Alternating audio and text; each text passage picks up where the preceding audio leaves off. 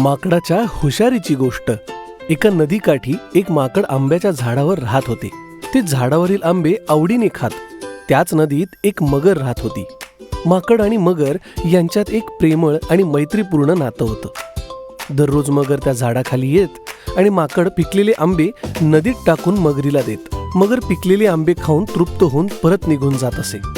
एके दिवशी मगरीने माकडाला नदीपलीकडे आपल्या घरी येण्याचे आमंत्रण दिले.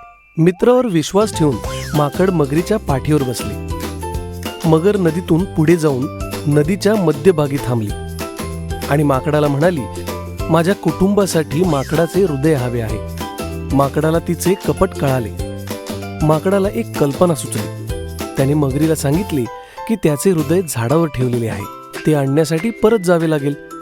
मगरीने त्याच्या बोलण्यावर विश्वास ठेवून किनाऱ्याकडे वळाली.